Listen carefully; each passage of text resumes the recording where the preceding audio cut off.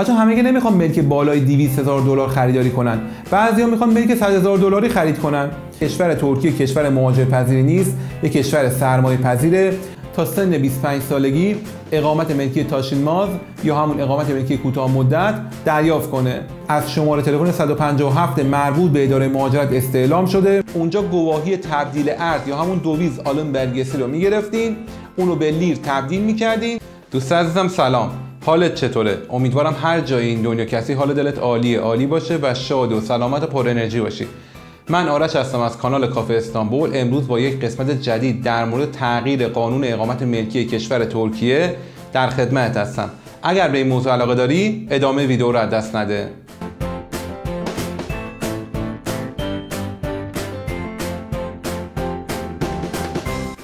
بچه همونطور که تو قسمت‌های قبلی مثل قسمت انواع اقامت‌های کشور ترکیه با هم صحبت کردیم، من به شما گفتم شرایط برای دریافت اقامت تو کشور ترکیه داره روز به روز سخت‌تر میشه و فیلترها از طرف دولت کشور ترکیه داره روز به روز بیشتر میشه. به عنوان مثال اقامت توریستی برای بار اولیه‌ها دیگه داده نمیشه، فقط دوستانی که قصد تمدید اقامت توریستی دارن اقامتشون تمدید میشه.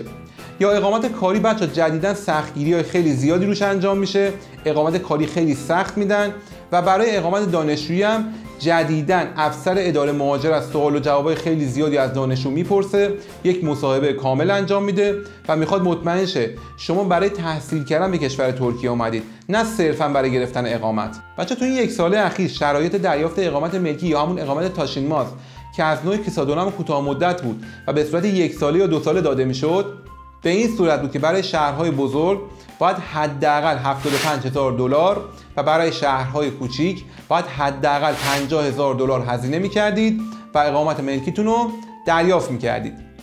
به این نکته هم توجه داشته باشین بچه‌ها، حتما اون اقامت ملکی که می‌گرفتین باید توسط یک اکسپرت یا کارشناس ملک بررسی می‌شد، ملکتون ارزش گذاری می‌شد و اگر ارزشش بالای 75,000 دلار برای شهرهای بزرگ و بالای 50,000 دلار برای شهرهای کوچیک بود، به شما اقامت ملکی داده میشد.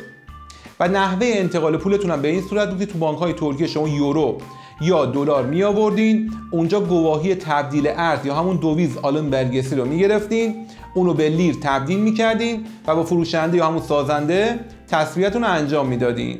بچه از 2 شب پیش یعنی 16 اکتبر 2023 یک قانونی تصویب شد که اون ملکی که خریداری میکنید باید حتما یک سری ویژگی ها و خصوصیاتی داشته باشه. اولین نکته اینه که حداقل ارزش ملک باید 200,000 دلار باشه و این 200,000 دلار به بالا باید حتما در سند قید بشه. بچه دومین نکته‌ای که این قانون داره اینه که اون خونه‌ای که خریداری میکنید فرقی نمیکنه تو شهرهای بزرگ باشه یا تو شهرهای کوچیک باشه، اون شرط 200,000 دلار رو باید داشته باشه.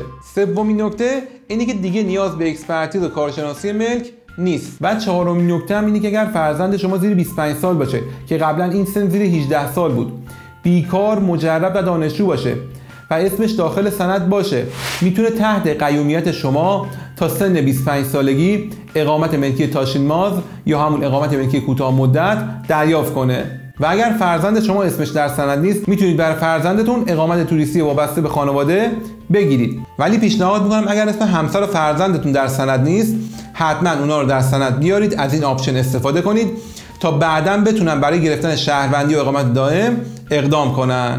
بچه نکته بعدی هم که وجود داره اینه که چون اون اکسپرتیز یا کارشناسی ملک رو حذف کردن، اون برگه‌ای که شما میگیرید یعنی اون گواهی تبدیل ارز یا دویز آلن برگسی باید حداقل 200,000 دلار رو نشون بده که به شما اقامت ملکی تاشینماز داده بشه.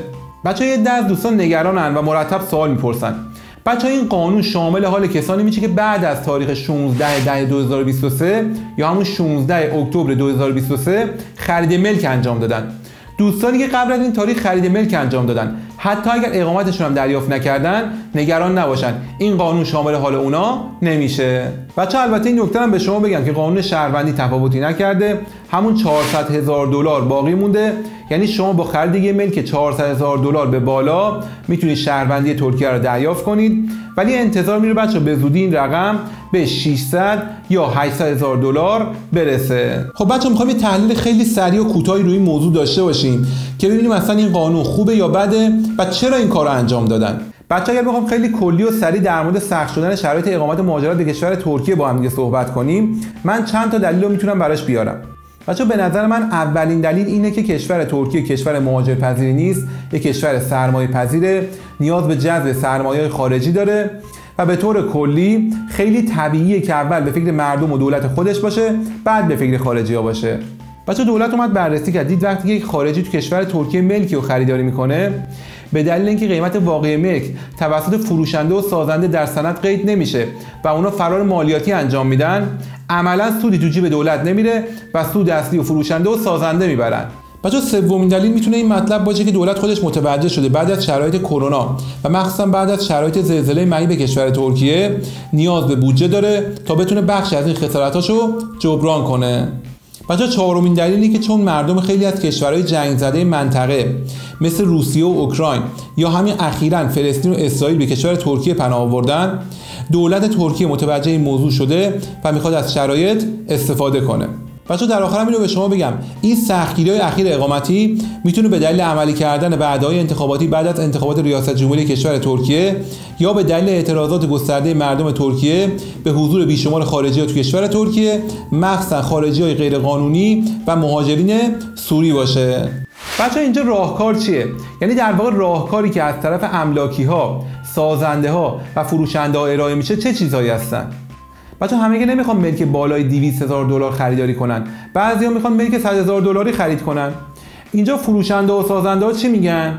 میگن آقا از 100,000 دلار تا 200,000 دلار، اون 100,000 دلار مابعد تفاوتش شما مالیاتش رو پرداخت کن، مالیاتش ما از شما دریافت میکنیم، در سند 200,000 دلار قید میکنیم که شما بتونی بری اقامت ملکی تو دریافت کنی. یا بچه‌ها شما باید به این صورت برید توافق کنید یا اون سازنده و فروشنده قیمت اون ملکش رو بیشتر میکنه. بچه‌ها در آخرم اینو به شما بگم که تو شهری مثل شهر استانبول دیگه خونه نوساز زیر 200,000 دلار تقریبا پیدا نمیشه، اگرم باشه مربوط به مناطق ممنوعه استانبول میشه. این نکته رو هم توجه کنید. بچه این قانون جدید 200,000 دلاری ملکی کاملا موثقه، از شماره تلفن 157 مربوط به اداره مهاجرت استعلام شده، ولی چون هنوز دارای ابهامات و اشکالاتیه به این نکته توجه داشته باشید. اگر دچار تغییر شد یا اگر آپدیتی روش اومد، اون رو تو قسمت دیسکریپشن برای شما می‌نویسم. بچه‌ها خیلی ممنون از وقتی که برای دیدن این ویدیو گذاشتید. اگر از محتوا راضی بودید حتما لایک کنید. اگر کانال من رو تا الان سابسکرایب نکردید لطفا این کارو همین الان انجام بدید. اون زنگوله بغل رو هم بزنید، به محض اینکه من یک محتوای جدیدی رو ایجاد کردم از اون اطلاع پیدا کنید. بچه‌ها لطفا از من حمایت داشته باشید. حمایت شماست که واسه گرمی من میشه. پس تا ویدیو بعدی خیلی مخلصیم. خدا نگهدار.